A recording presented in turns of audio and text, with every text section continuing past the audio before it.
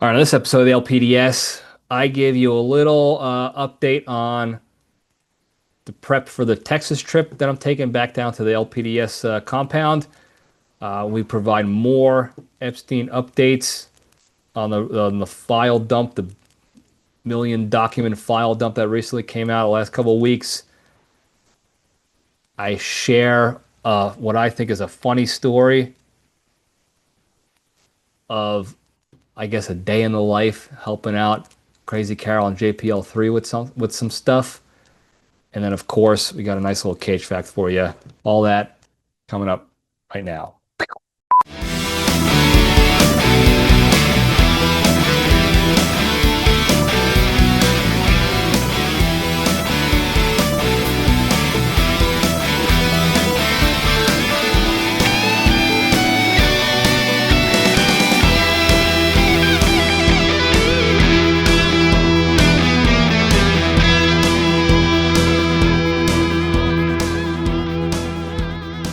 All right, Jabronis, we're back.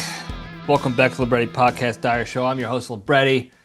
Show that talks about nothing, but tries to find the lessons and everything, and we have a good time doing it.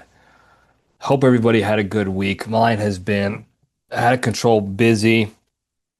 What's unfortunate is that the productivity on the SL side has been slim to none.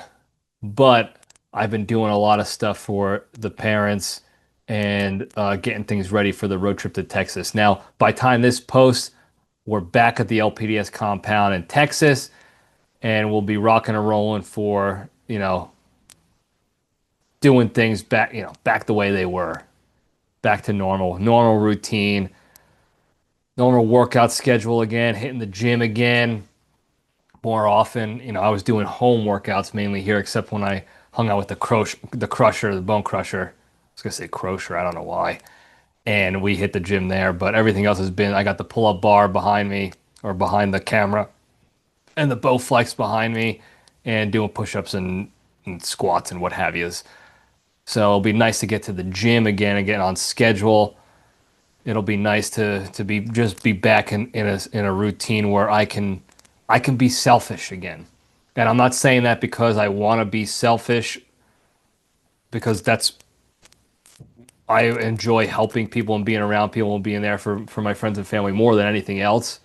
It's it's it's the big reason why I started Spearhead, is to be able to help more people in some way, shape, or form. But selfish in the sense that I get to only focus on Spearhead and my own, in the trenches solo. I had I had other soldiers in the trenches with me the past month and a half, 2 months. So I had to make sure that we were all taking care of each other, and I wasn't able to move the needle as forward as I want to, you know, which is expected. This is what I expected when I come up here. The point to come up here is to spend time with family and to help when I can and be around when I can, so that we can hang out and stay connected, and then I go back to the trenches where I can focus on myself. I don't have to worry about anything else but me. I can eat the same meals for every day as usual. I can focus on just Spearhead stuff and keep moving the needle forward, so that the ultimate goal is creating a life for myself that allows me to spend the majority of it with everybody else and for everybody else. I don't have that luxury right now. And I'm not trying to sound like some I don't know what the term is, but like, oh, I'm, this magnanimous saint of a human. No. I I like hanging out with my friends and family. I like spending time with them. I like doing stuff for them and with them, and putting myself in a position that gives me the most time to do that is the goal. All right, I want to be able to pay my parents' mortgage off so that they don't have to work anymore. They can actually retire, or take some sort of odd job, side job whenever they want, just because they want to go out and do something, not because they have to.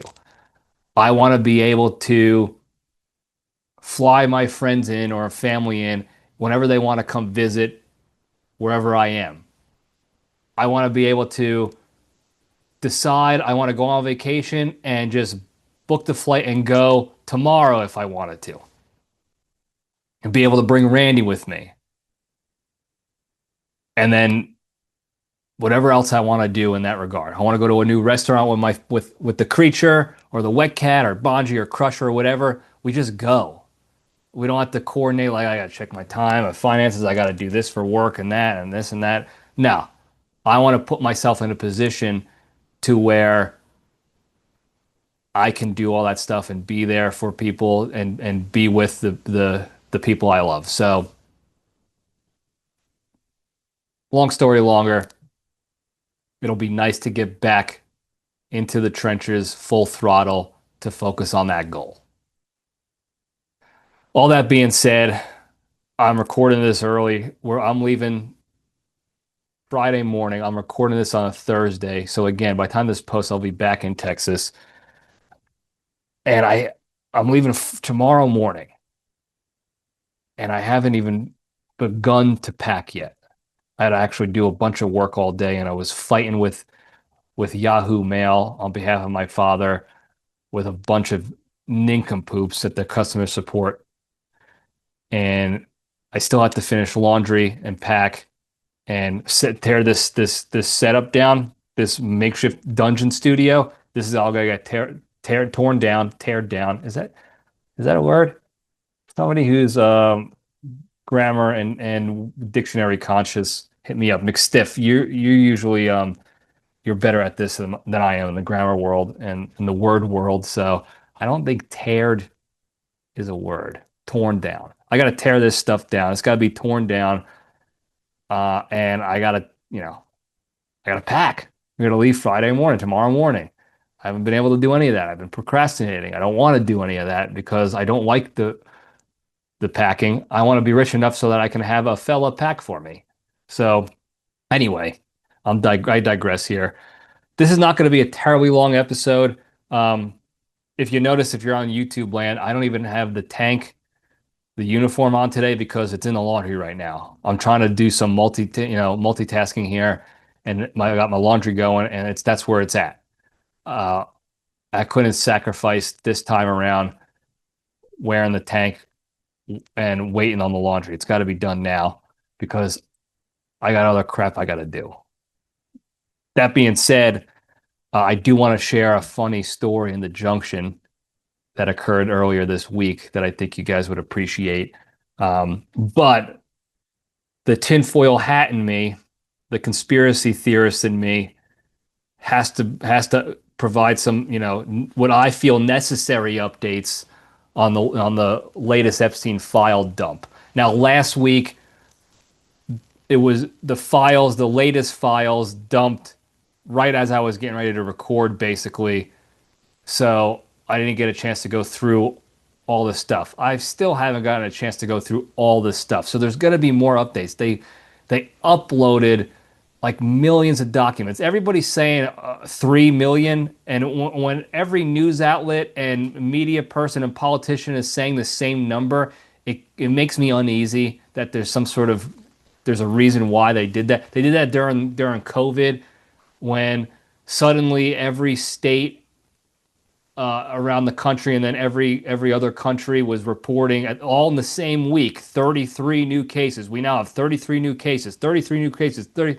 So whenever it doesn't matter what it is, if they're all saying the same number, same thing, it makes me question why. So I don't know if it's 3 million files that they dumped, 3 million pages or whatever, but it's a lot. It is thousands and millions of pages of crap. Emails, photos, what have you. And I haven't begun to go through all of it yet. I see a lot of drops on social media. I've been doing my own searching a little bit on the actual Department of Justice website. There is a lady who posted a video on Instagram. If you want the video, DM me or hit me up in the hotline and I'll send it to you because I forgot the name of the lady off the top of my head and I can't really post it here on YouTube because the link won't really work.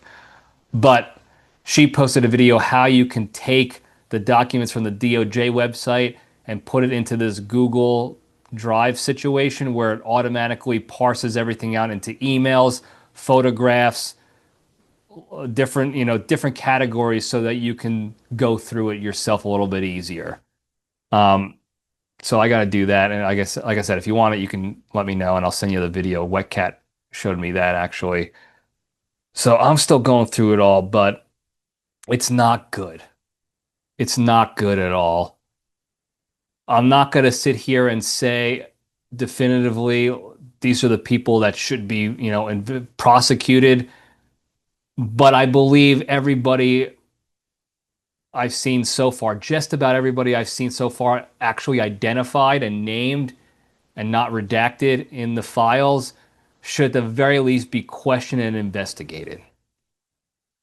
Okay? I don't want to sit here and have an internet lynch mob on people who were named for no reason. Like for instance, um, Ron Paul was named. You can look up Ron Paul's name and he shows up in a bunch of like email correspondence and stuff because back in like '08 and 2012, they were talking about him. They're Epstein and his gang of pedos and Illuminati, whatever you want to call them. We're talking about Ron Paul being a guy who won't kowtow to Israel and is more of a man of the people and this and whatever it was. I'm paraphrasing, of course. Go look it up for yourself if you want. But he was named in there, but it was in a light where it was like basically saying like we're not going to be able to get to this guy. He's not going to have the influence we want. So he's the best choice for president, but not for what we are looking for. So that's not really incriminating to Ron Paul, but he's named in there. So people like that, situations like that are why I don't want to come here and say everybody named in there needs to go down. Everybody who actually did stuff needs to go down. But there needs to be investigations and indictments and prosecutions and convictions and you have to go through the due diligence. But some of the stuff makes it hard for the court of public opinion not to rule over them immediately. I mean, you see this stuff with Bill Gates. I don't even remember if I talked about this last time, where there was some email correspondence. Apparently, he was asking for antibiotics. I think I did mention this. I don't remember. Asking for antibiotics uh, because he got an STD from a Russian prostitute and he wants to slip it to his wife so that she doesn't get the STD and she doesn't find out about it.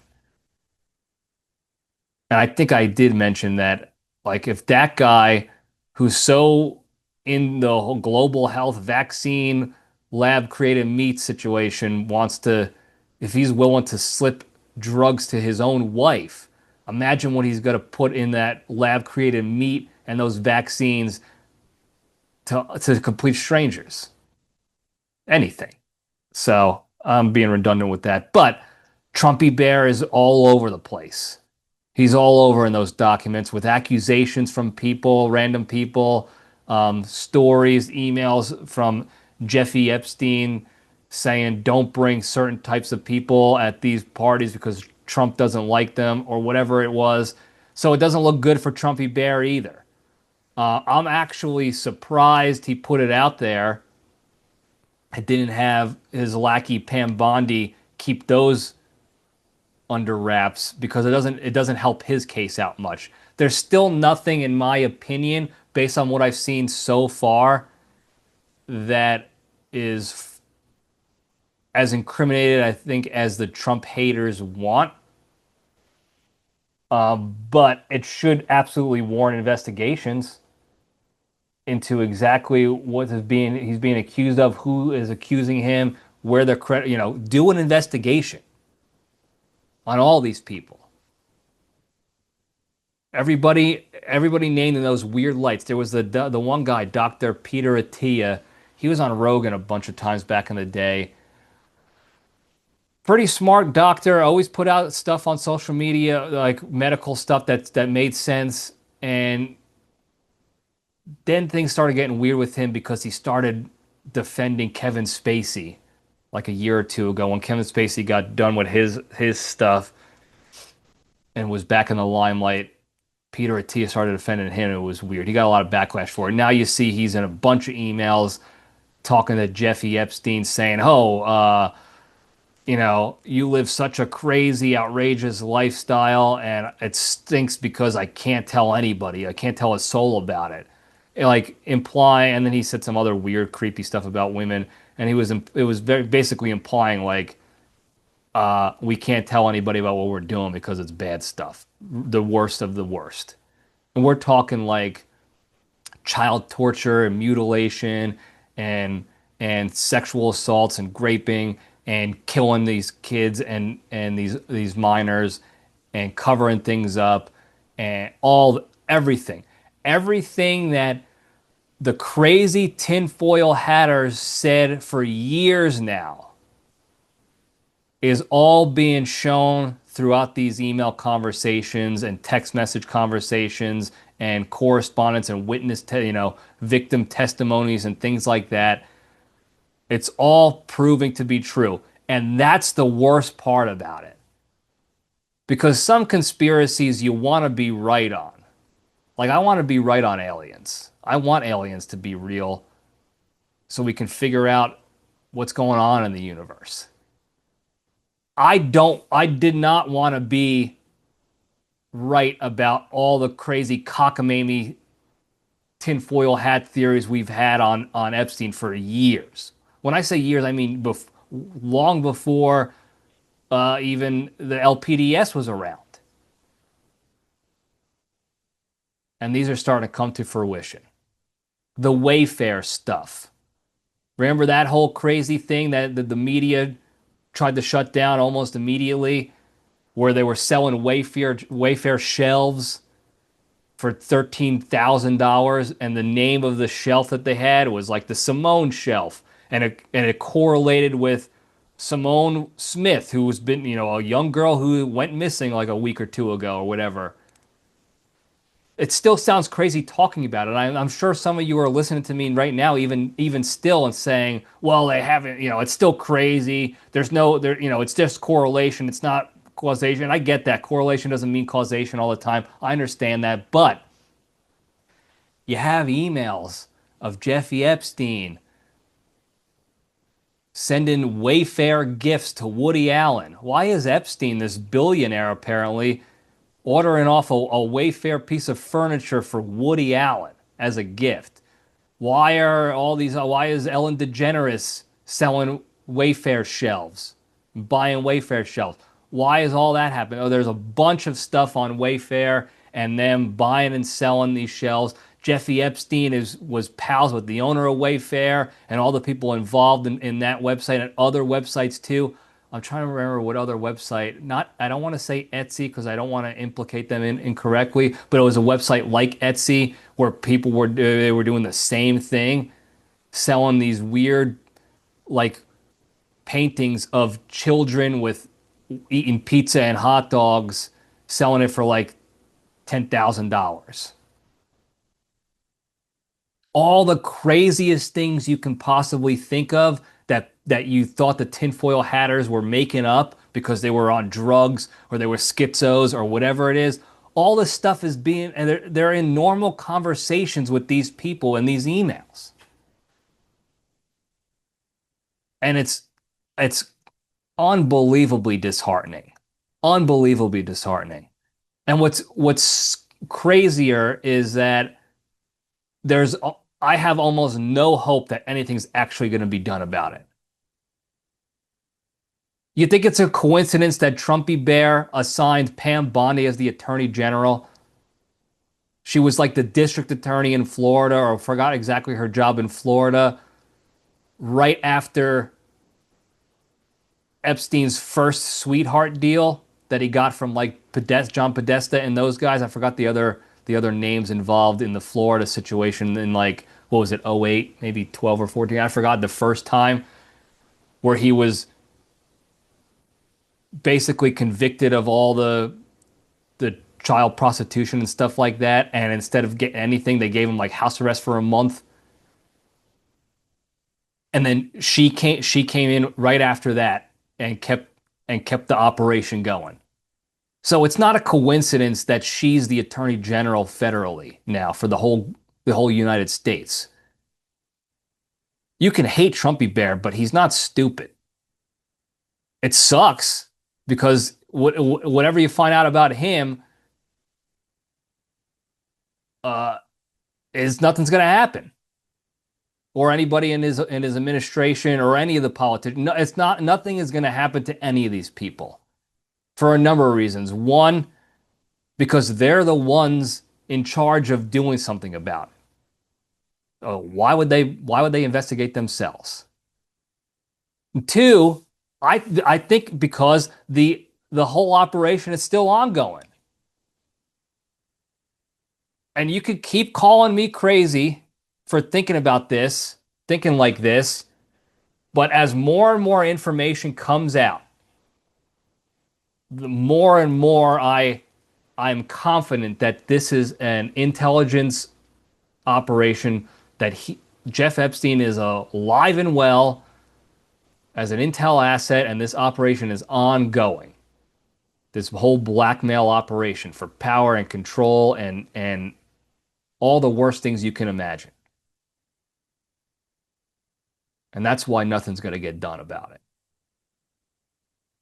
All the transparency that they were talking about, Kash Patel and Dan Bongino and the gang, we're going to get to the bottom of this. We're going to release the files. And all of a sudden, all of them, oh, there's no files. You guys are crazy. Ben Shapiro, there is no Epstein list. There are no Epstein files. Brother, they just dropped 3 million documents of these quote unquote non-existent files that you were so adamant about. Why were you so adamant about it, Ben Shapiro? Huh? Who are you covering for? It's just disheartening. And here's the thing.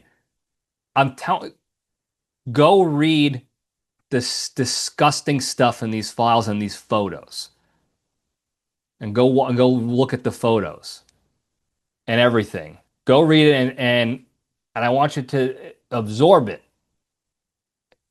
and see how despicable it all is.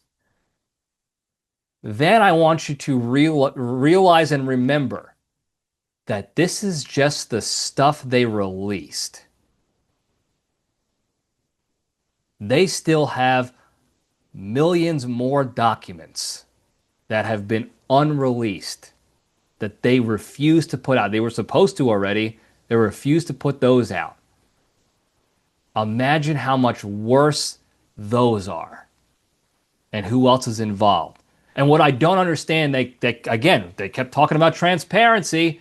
We have to go through the files to make sure that we're protecting the victims. We want to make sure that the children and the victims that came forward, that their names are redacted and protected. Guess what?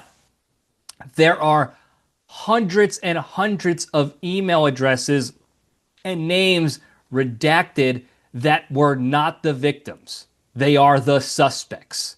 Because if you read the actual email, it talks about, one of them was like Jeff Epstein talking to this redacted name saying, hey, loved the torture video you sent me. Are you going to be in the US anytime soon? And this idiot responded, no, I'm in China this week and I'll be over here in 2 weeks. Now, a couple of the tinfoil hat sleuths out there did some digging and identified a suspect there, a person of interest with that exchange. And I'm not going to say who it is, but their name may or may not sound like Shmenjamin Netanyahu. So why is that name redacted? That's not a victim. That person sent the torture video to Jeff Epstein. That person is not a victim. Why is that name redacted and protected? Why are any of these people being protected? And I don't want to hear the same crap again. I heard it again from somebody who I value as a friend and a mentor. If all these people go down, it'll be apocalypse, chaos in the world. We can't have that. First of all, I don't agree with that. Okay? There are plenty of state and local leaders and politicians and people out there that are actually trying and being, good stewards of the American people that aren't involved in this whatsoever. So they're not going to lose their jobs. So your town is not going to turn into a dumpster fire overnight. Second of all, even if chaos ensued, like, I don't know, say the chaos of the pandemic during the BLM riot portion of the pandemic, where there was no toilet paper, no milk, and every store was being rioted and looted and set on fire all across the country. We survived that. We made it through that okay. So I'm willing to take my chances with a little short-term chaos and uncertainty as we regroup than to go on knowing that the people leading us at the highest level of the federal government and across the world,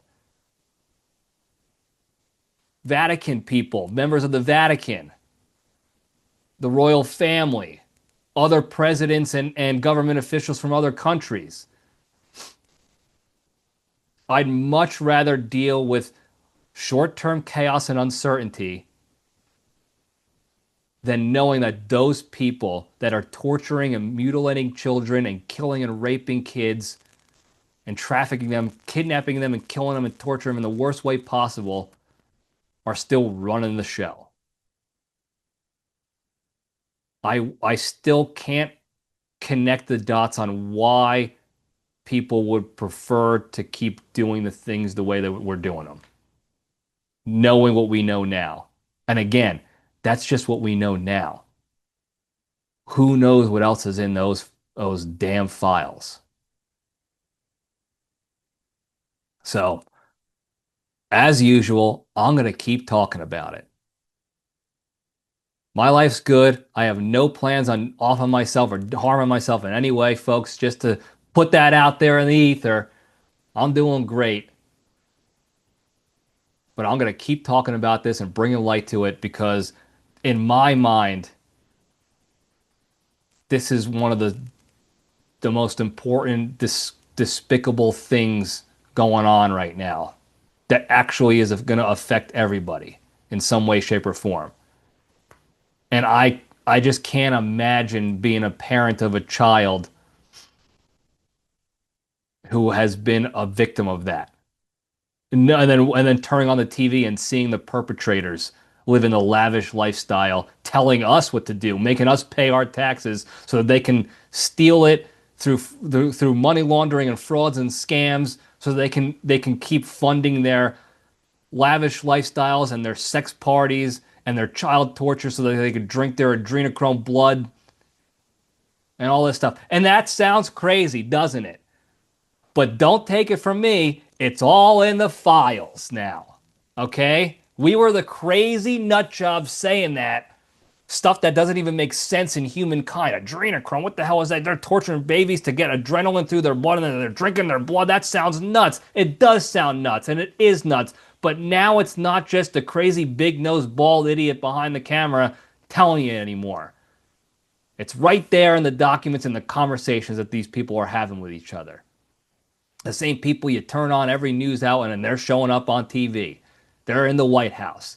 They're in the Pentagon. They're in all your movies. That's the crazy part, is that it's happening. And if you know a conspiracy nut job out there, maybe issue a polite apology. Hey, sorry. I guess you were right. Which sucks. Anyway,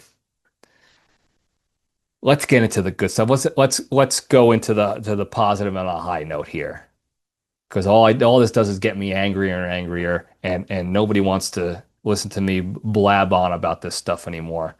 So I'll bother you about it probably next week as I read through more of this crap. So with that, we'll get into the good stuff, and we'll step into the cage.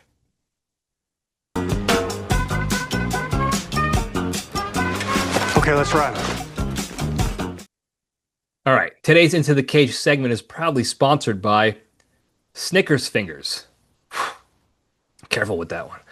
If you're looking to up your game in the fat, despicable glutton category, then pick up a pack of Snickers Fingers today. You guessed it, Tony Rigatoni is back at it again with the deep fryer. This time he took a Snickers bar, lathered that baby up in KFC breading, dunked it in the fryer, and packaged it up for your enjoyment. So whether you're looking for a dinner dessert combination at night or you're trying to finally impress your fat goth girlfriend with something thick, fried, and dark for a change, be a hero and grab yourself a pack of Snickers Fingers today by visiting the back corner of your local Food Lion. And if you use the promo code Diabetes Delight, you'll get 29% off your first pack.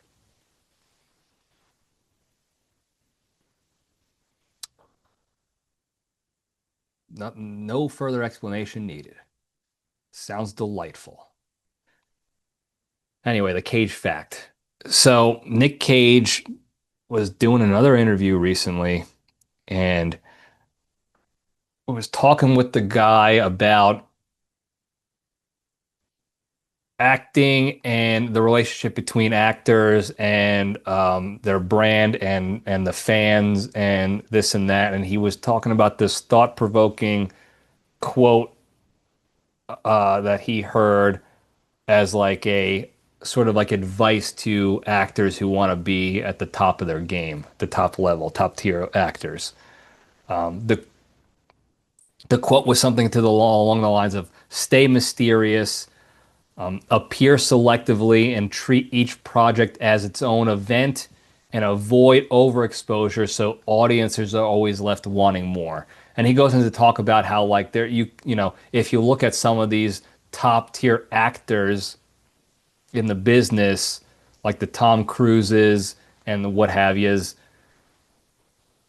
they're doing that. You can see like Tom Cruise is not putting out 4, 5 movies a year. He's picking and choosing and then making a banger of a blockbuster and then he's gone for however long. Now, he did the last Mission Impossible. What did that come out? Last year, maybe? Early last year?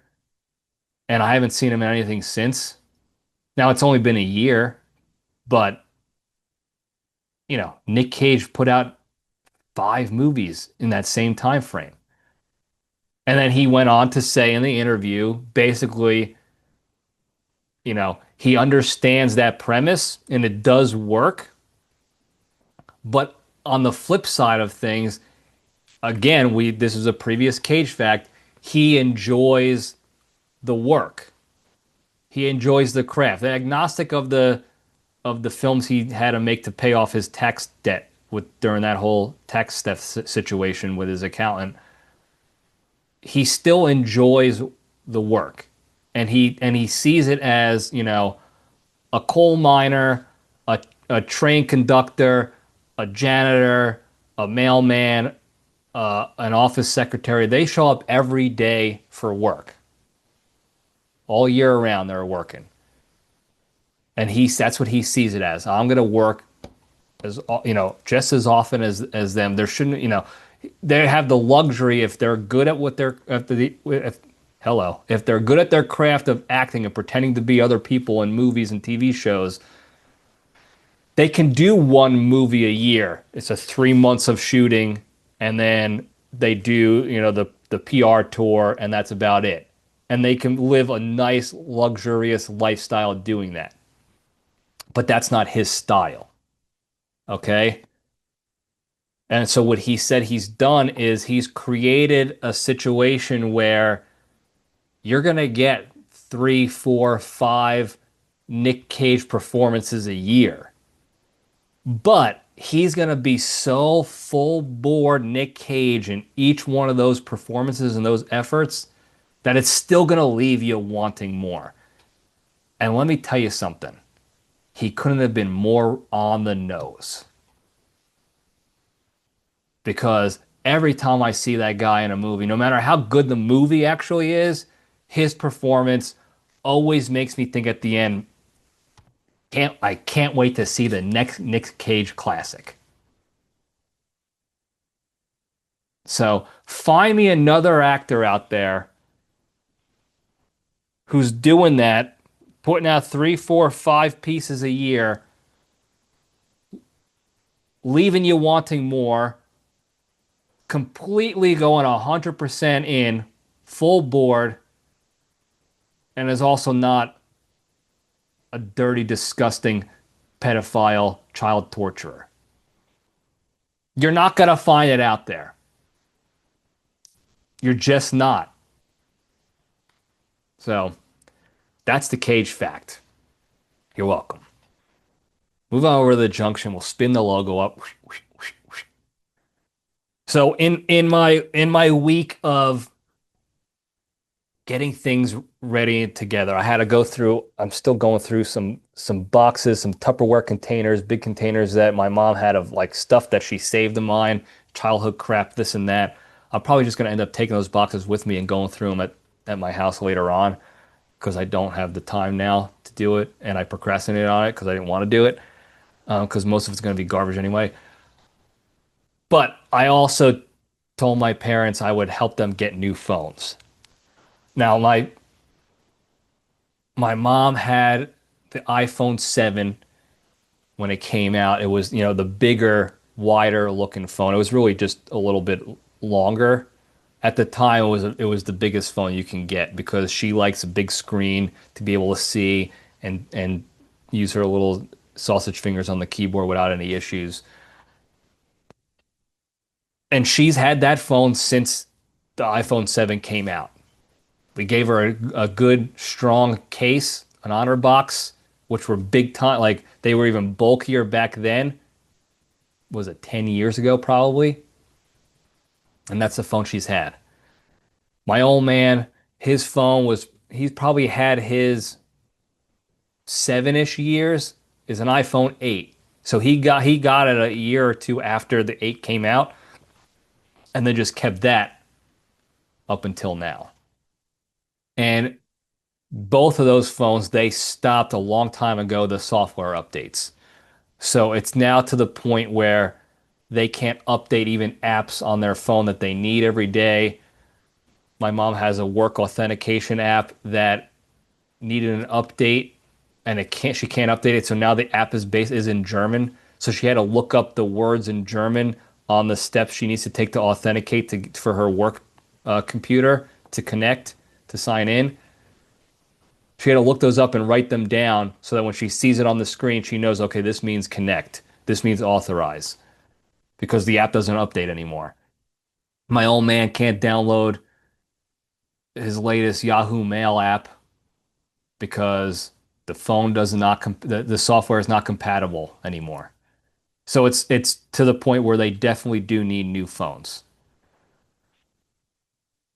We had this whole grand plan of doing it when we had the time. I'd go help my old man out. He has his own T-Mobile account. He refuses to go onto our family plan because he has been with T-Mobile since the car phone, the one in the suitcase. And you carry the suitcase around to the car with you. That's what he had. And he started with T-Mobile, so he's been there for forever. So he doesn't want to start over in seniority and respect by joining a newer family plan and being part of that clan as opposed to the elite status that he believes he has now. So he needed help for that to get on that. The grand plan was to move him over, but he refused. He doesn't want to do it. So I was going to go with him one day, and then my mom another because my mom we're on the same family plan that's under my name, so I have to be there to authorize the upgrade dealings and what have yous. Well, life got in the way. We had the blizzard, we had people getting sick, people doing doctor's appointments and other stuff going on. So it ended up falling on this week, both of them being free at the same time on the same day is the only time we can do it. So I took them to T-Mobile to get new phones at the same time. And when I tell you it was a circus act, that I don't think that does it justice. I really don't. We spent when I go get my phone, let me give you a little perspective here, a little context. When I go get a new phone, I have my phone for a while. I think I have an iPhone 14 now, so we're on the 17. I've had this for three, 4 years now, maybe 3 years, whatever. I got this one new when it first came out, so whenever that came out 3 years ago, I usually go 4, 5, maybe 6 years, maybe around before I get a new phone because I don't need the newest one every year. It's a waste of my money. But when I go and I get my phone, I would say it's about an hour tops. If there's no issues with backing the phone up and transferring the data over to the new phone and that and all that crap that you do, I'd say about an hour, depending on how busy the place is. I think we were there for 3 hours, 2.5 hours. And there was no, let me also preface this. There was no technical issues going on. It wasn't like I've had issues in the past where like my iCloud didn't back up properly the first time, so we had to redo it, and it took a long time to re-back up and then restore and all this crap. There was no technical issues that occurred. It was just the conversation and the questions and the fact that they can't hear anything, so the repeat questions and the whole rigmarole. Now, this I will say this, the salesman there, the sales tech guy, forgot what his duty title is, their representative. He did talk a little fast, and he was a younger guy, early 20s. So it absolutely, slowed things down because you couldn't really understand sometimes when he was talking. And tack on the fact that my parents are both losing their hearing and that they don't understand some of the lingo going on in the tech world when it comes to phone upgrades and this and that. Um, yeah, I told the guy I want to get a copy of any security footage because they got cameras everywhere. I hope they have audio too, because I need that audio as well. So I can prove to you that the story is as genuine as I can remember it. Because like it's almost like a conspiracy theory. You're not going to believe me. You don't believe me that they're like this until I can show you footage to prove it. You're going to think this is a made up story for drama, entertainment, and clicks and what have you. It's not. It's not. I will caveat once again. I'm not mad. None of this is mad at them. Like I'm not saying this to call them out and tell them to change their ways and this and that. It was just funny and chaotic, and it was a circus act. Okay? Because my mom is asking all these questions that she wants in her phone, her new phone. When I say new, we got iPhone 15s for them because they were cheaper and they don't need 17s. They just didn't need to spend $1,200 for phones or 988 or whatever it was for the basic level 17. But she had all these questions. Well, this one, if I get this one, am I going to be able to type, or is it going to give me a problem like my phone now?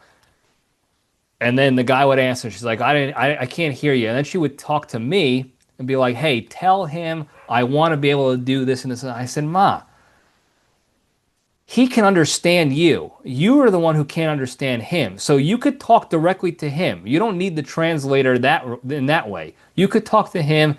He can talk to me, and I will translate to you what he's saying. Because this guy, he's gonna provide technical specs, specifications, and tell you things that you're not going to understand, and I'll just be able to put it in Libretti terms for you. But she kept talking to me like the guy didn't speak English or something. Like I was Ipe translating the conversation. And then my father, on the other hand, he had his own set of questions and his own set of hearing problems. So I was translating for them. and then they can't hear each other asking questions, so they're now asking simultaneously.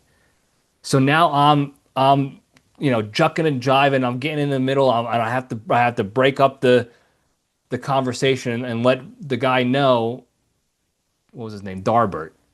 I'll get to that in a sec. I don't let Darbert say, hold on a sec, Darbert. Listen, hey, you have this question. Do you have this same question? Yes. Okay, we'll ask this question first. Darbert, tell me about this and this and this because it affects both of them. Okay, now you can ask me your individual questions and I'll talk to them. It was just a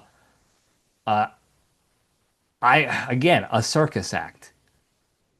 And then they were asking questions that I didn't want them to ask because, and I thought I told them this earlier, but I didn't want them to ask about things like phone cases or chargers or things like that because T-Mobile is going to tell you that you can only get the stuff that they have there. You can only get this specific iPhone charger, and these are the cases we have available, and this and that.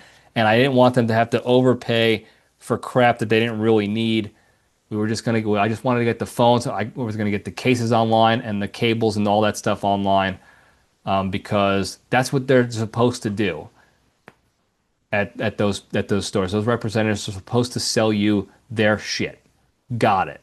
And Apple does the same thing. They only want you to get their crap, so they make up little BS things that they say, well, you can get the universal serial bus charger, the USB charger, the normal one, but it's a different voltage, so it's going to wear your battery off differently over time, and this and that, and yada yada yada. And in reality, it's all fugazi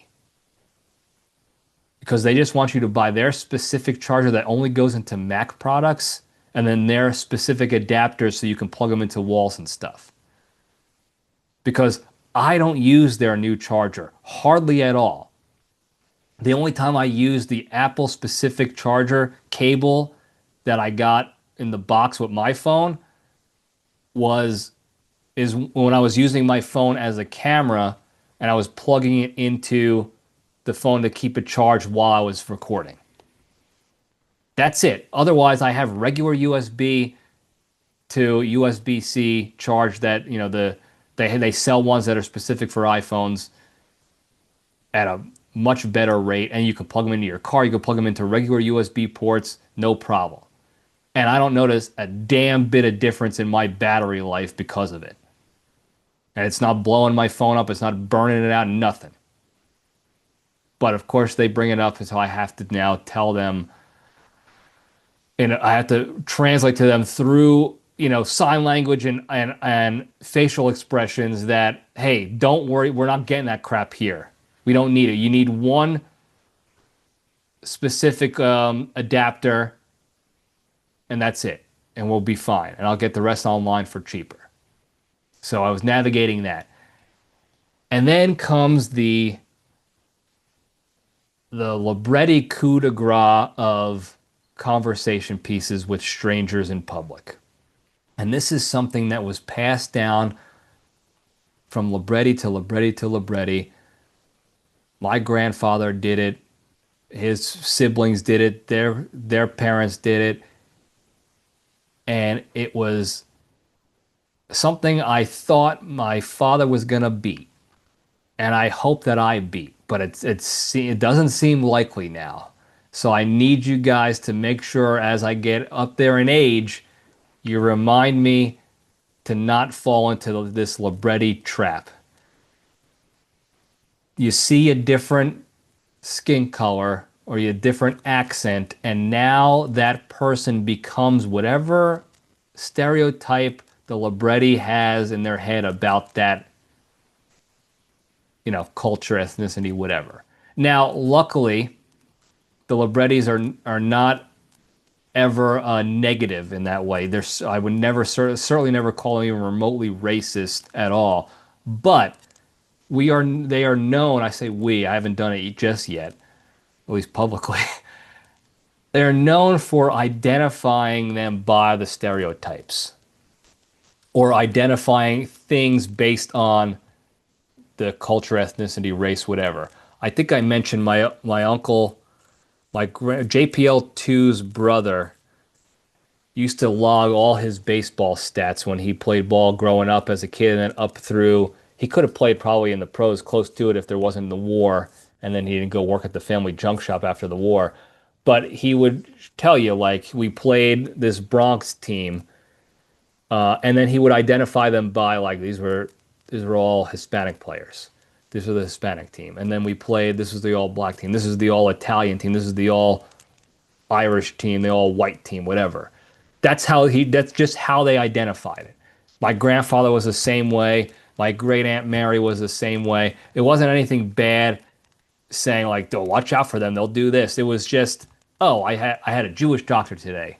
You know the Jewish doctors are going to be good, or the Asian doctors are going to be good. So I trust what they're saying."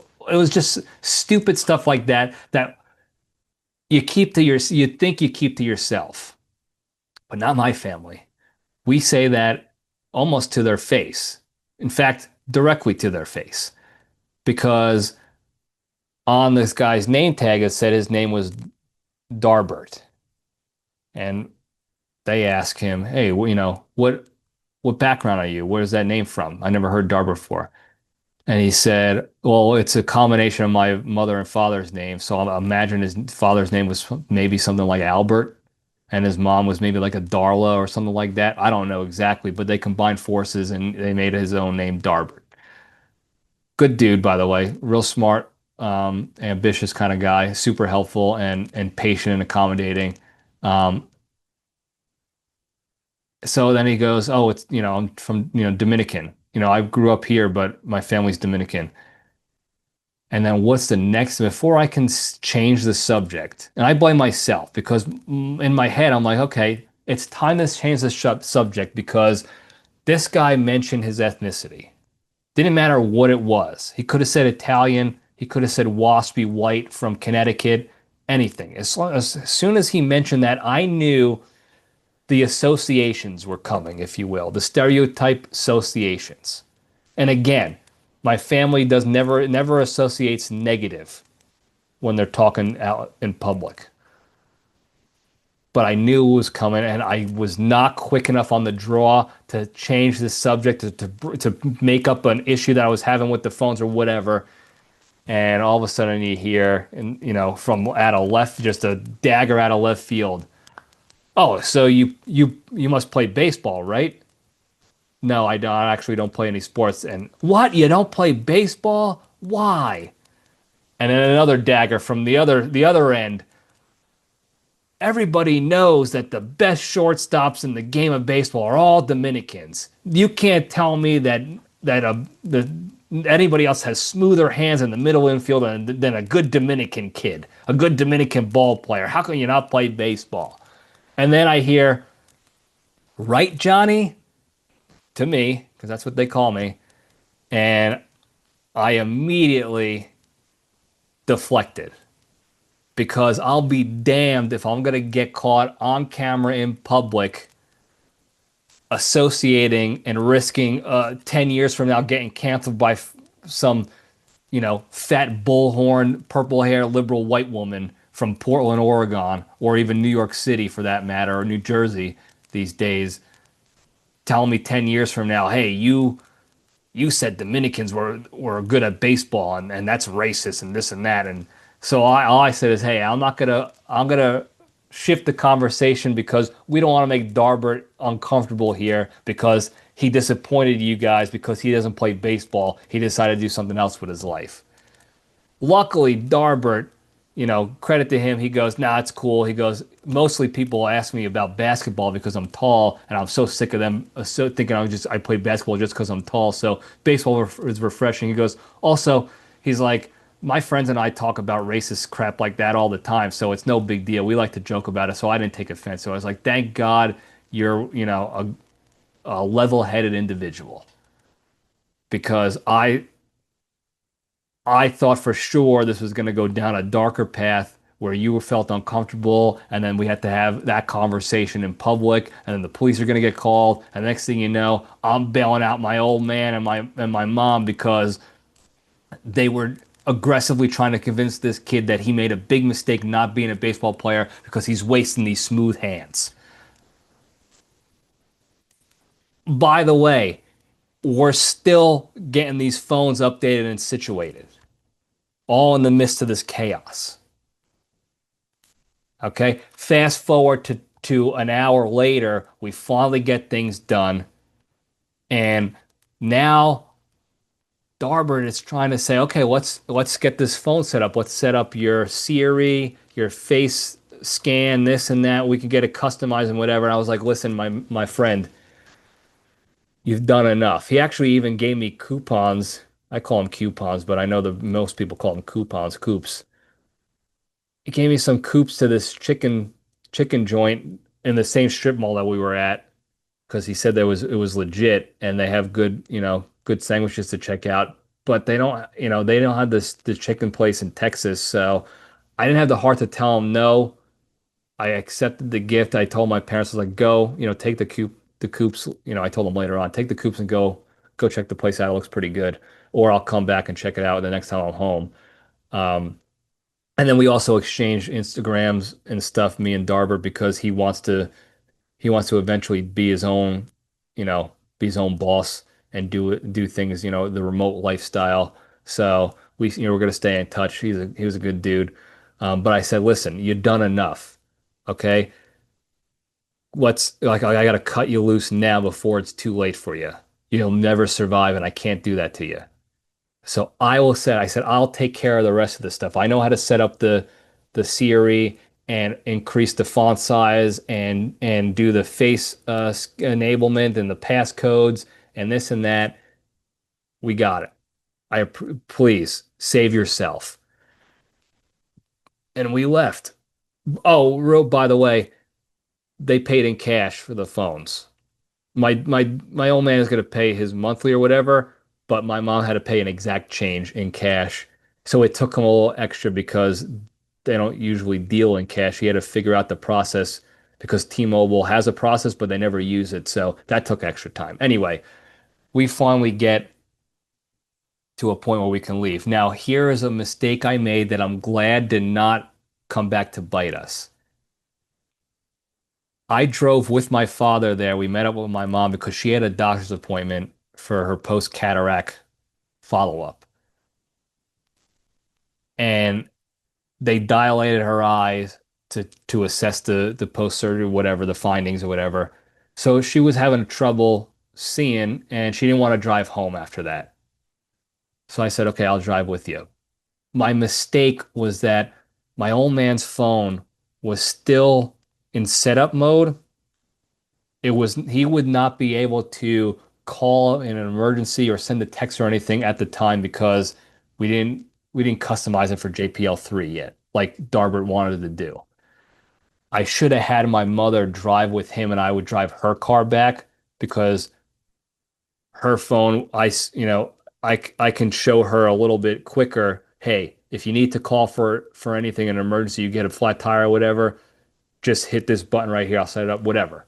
Um, didn't do that, but we both made it home without any issues, so we were good to go. I spent the next rest of the evening up until sticks time customizing the phone, ordering cases, ordering charging cables, verifying 55 different times that these were the right charging cables and the right cases for them. And here's how you do this, and here's how you sign into this app, and here's how to do this and that. And I'm glad one of us was here, one of the siblings was here, the children, because they would have never been able to get new phones. And this is not a knock on them. It's just they've been out of the technology game for so long. They've had the same phones for 10 years. If I had this same phone for 10 years and now I'm finally changing phones, there's going to be an absolute learning curve for me to figure out the new things and to get the things back over the way that I wanted them to be. Now we restored their phone so that they have all the same apps in the same locations on their phone. We did all that, but when you get into the apps now, you still have to sign in again. And you need the old phone ready. That's another thing. The reason why I cut Darbert off is because we weren't trading their phones in. We were taking them back with us. So I can use the old phone to help with sign-ins and stuff like that because certain apps require, uh, you know, um, verification codes, and they send the verification code to the old phone to verify that it's you and this and that. So that took extra time because I was doing them at the same time. So I had four phones out here, and then if something went wrong, I had to go onto my fifth phone, my phone, to look up what the deal was, and then we had to get cases that lined up and match and this and that. And then, throughout the night, randomly, all of a sudden, it'd be like, hey, I'm trying to do this, but it's not working now because you need to sign in and do this and that. And they all have their own paperwork, their own documents, each of them, of all the passwords for everything in their lives. And of course, they don't use the same password for each and everything, which on one hand is better for security, but for their purposes, when we're talking about like, you know, risk level, if you will, what is the term I'm thinking of? Not the consequences of a compromise, but the is this a high risk for them?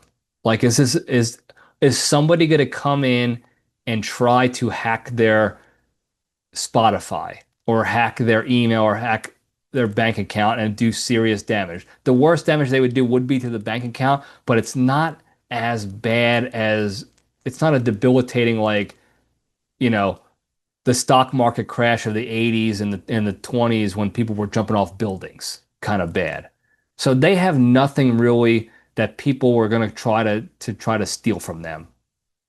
So they can use the same password for half of their accounts and another password for the other half of their accounts, but they don't. So my father has a pile of different papers, yellow notepad papers, the legal pads, the yellow ones, longer sheets. He has about five of those sheets with all different usernames and passwords in no particular order. Just whenever he signs into something new and creates a new account, he adds it to the list. My mom has a fold-up sheet, not in any sort of actual like linear order of any sort, of any kind. It's just the sheet all over like she's the crazy conspiracy theorist. Like she's Charlie Day and she's looking for Pepe Sylvia with the red yarn on the wall and Always Sunny in Philadelphia. That's what her paper looks like. So sometimes you can't tell when it says like Spotify and then the username is slightly down below the word Spotify and then the password is slightly above. So you don't know if that's the password for a different account or if so we're guessing.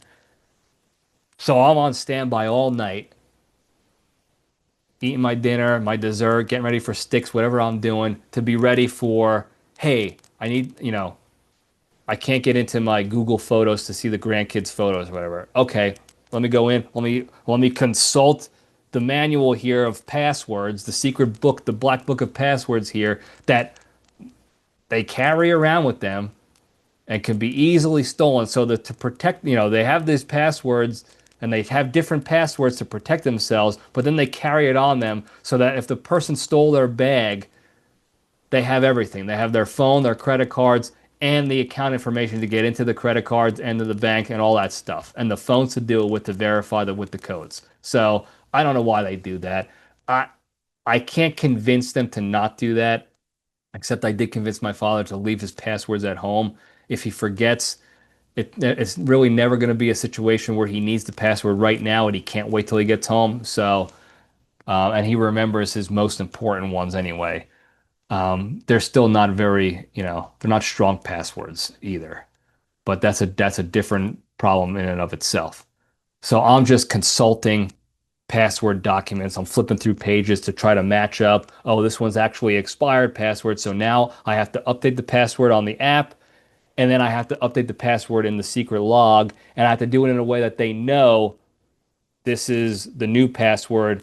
Disregard the old one, but this is not a password to another thing on your sheet, even though it's all out of whack and you don't ever want to just rewrite it on a list form and so you can actually understand it and read it.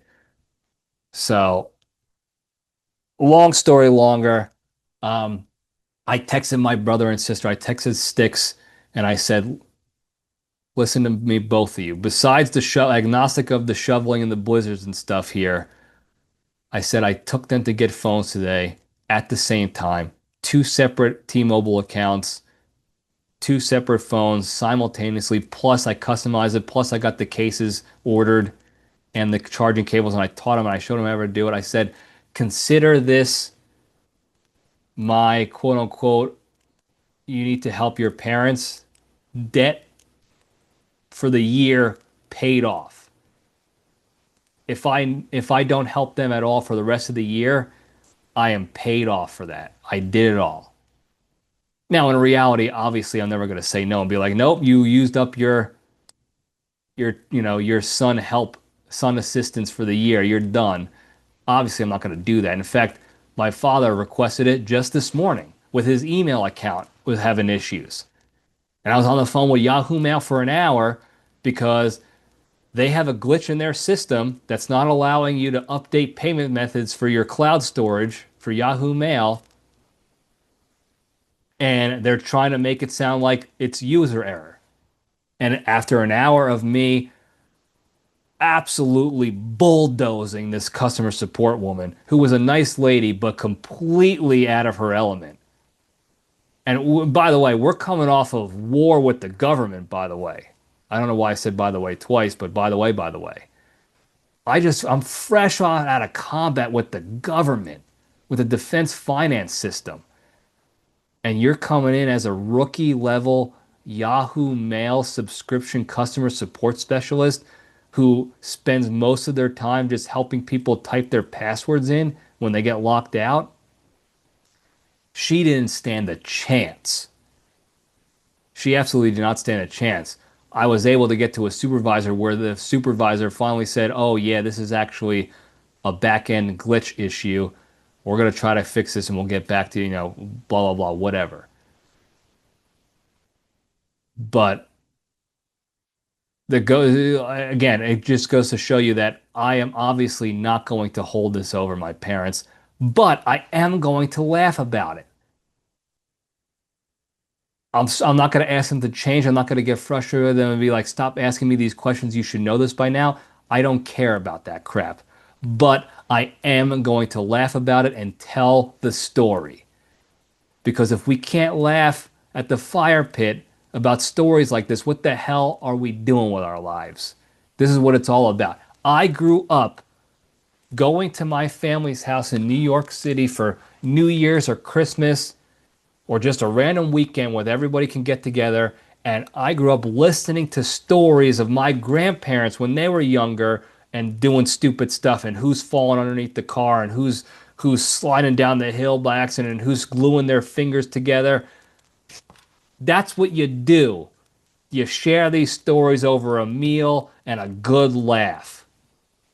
And though I can't share it over a meal with you guys physically, I hope that you guys are able to enjoy these over a meal, or you're hanging out with your pals at home, or just even by yourself, and you can listen and you can enjoy these stories from your family here at the LPDS. So that's my only payment, besides a couple of cutlets every once in a while. But my only ask is, I will gladly do this stuff. In fact, this is why I come up here, to try to help out when I can and spend time with you guys. I'll gladly do it. Yeah, I might get a little annoyed in the heat of the moment, but I'll never get frustrated to the point where I refuse to help you unless you're asking me to do something illegal, which I won't do. And I know JPL3 would never do that because he is gay for justice. And he would never do that. So I'm happy about that. But I'm going to charge you. And that charge is me getting to tell all my friends and other family members about the fun time we had at the T-Mobile store for probably 2 hours more than we needed to be there. And I believe that to be a reasonable request. I believe that to be a reasonable service fee, if you will. And I know I'm sure people will come back and say, well, they're your parents. They took care of you. They raised you. This is the least you can do. And I get it. And this is the least I can do. And I plan on doing a lot more. And I want to do more. I wish I was able to do more now. But if you think for 1 second we're not going to joke about this, I'm not going to tell my brother and sister that both JPL and Crazy Carol were asking this poor bastard why he's not playing shortstop for the Yankees with his smooth hands, and he's wasting his smooth hands on phone sales. You think I'm not going to tell them that? You're out of your mind. You think I'm not going to share that with the LPDS universe? You are out of your mind. That story needs to be shared. That is comedy gold, especially since my man Darbert was a champ about it. And he has thick skin, and he's not one of those perma victims who's gonna claim something stupid and ridiculous that's not actually true, just because he knows he's dealing with people who grew up in a different era. So I'm gonna keep helping for no other reason than to be able to have these stories to share to the rest of the LPDS universe. Because now, guess what? Guess what I get to do? And this is selfish, but if you guys wanted to do it, you can do it too. There's going to come a time when my parents are gone. But now I can always go back to this episode of the LPDS because we have just immortalized them in a funny, entertaining manner that's going to keep them alive forever. And I don't even have to listen to the whole episode. I can just go back to the title and be like, oh, that's when I took them to get their phones at the same time, the perfect storm of upgrades. And now I can share the story again with people around me live at that whatever given point, and now we can immortalize them that way. That's what we're doing here. Okay? When I have stories about my family, you notice I never dog on them in a way that puts them down.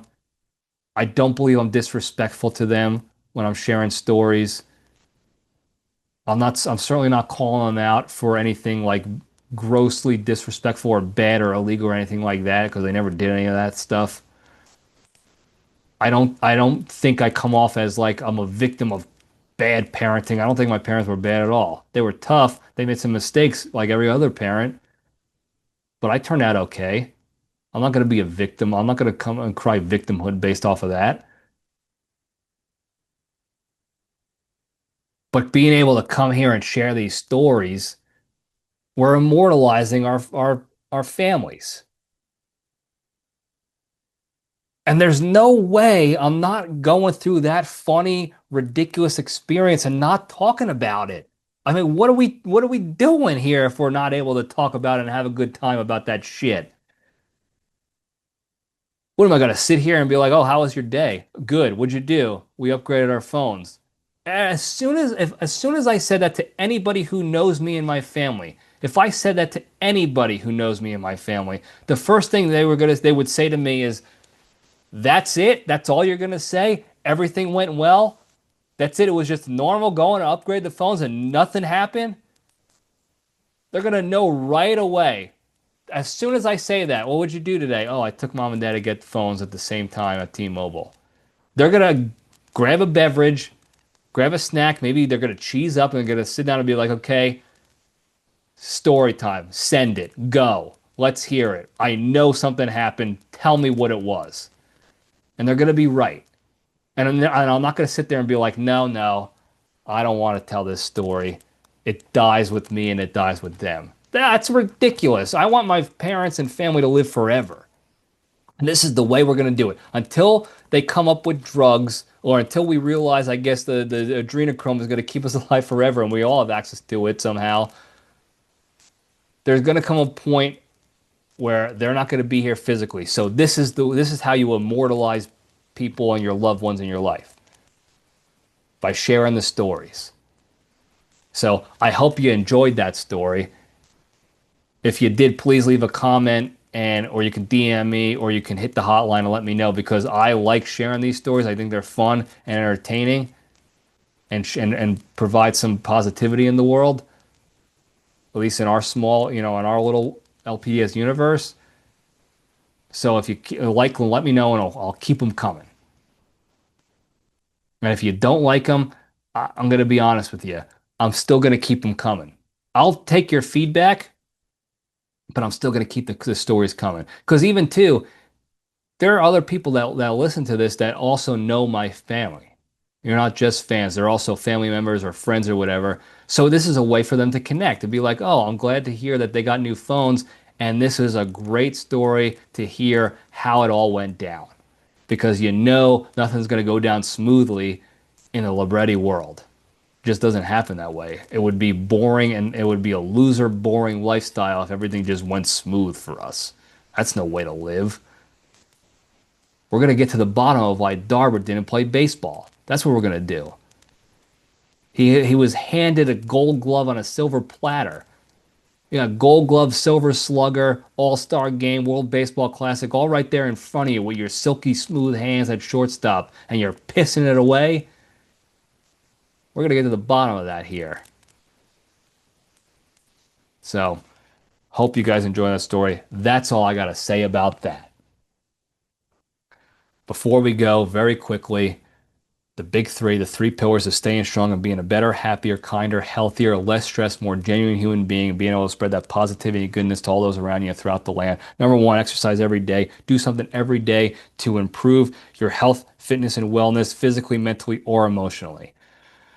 Number two, the hardest one to do, don't be a shitty person, be a kind person. When the opportunity arises to be shitty or just negative, take a deep breath, take the LPDS step back, detach from those negative emotions driving you to want to do that. Just remove yourself from the situation.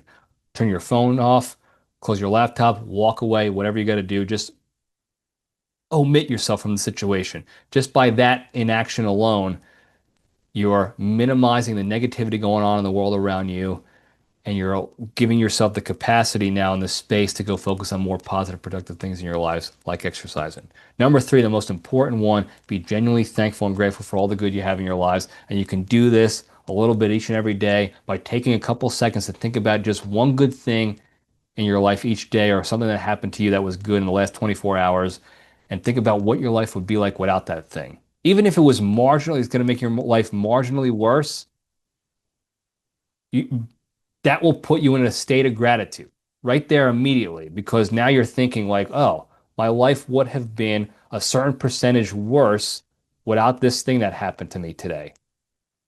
And I'm grateful it did happen, because I don't want my life to get any worse. Even if it's a tit hair's worse. I don't want none of it. And if you do these three things a little bit, and a little bit more, and a little bit more, and a little bit more each and every day, consistency, consistency, consistency, build a pattern. Okay, you're creating these patterns and these good habits and routines in your lives. You do a little bit every day, and I promise you, you'll be a better, happier, kinder, healthier, less stressed, more genuine human being, be able to spread that positivity and goodness to all those around you throughout the land. Thank you guys again for tuning in. Don't forget to like and subscribe, put your notifications on, comment in the YouTube and on Spotify. Tell your friends and enemies. Hit that hotline 202-670-1114. I will be driving with JPO3 back to Texas. By the time you listen to this, we'll be back. There's not going to be a recording again. Same reasons I mentioned the last time. I don't want to half-ass an episode. If my old man ever agreed and wanted to actually come on and have a conversation, that will be up to him. But if he did so choose, we're going to do it right. It's going to be a sit down. We'll have, comfortable for him. Time to get up and stretch if he needs to. Beverages, snacks, whatever he wants. We're not going to do it on the road like a bunch of animals, like I do by myself. So, anyway, hit the hotline 202-670-1114. Thank you guys again. I love you all. Stay strong.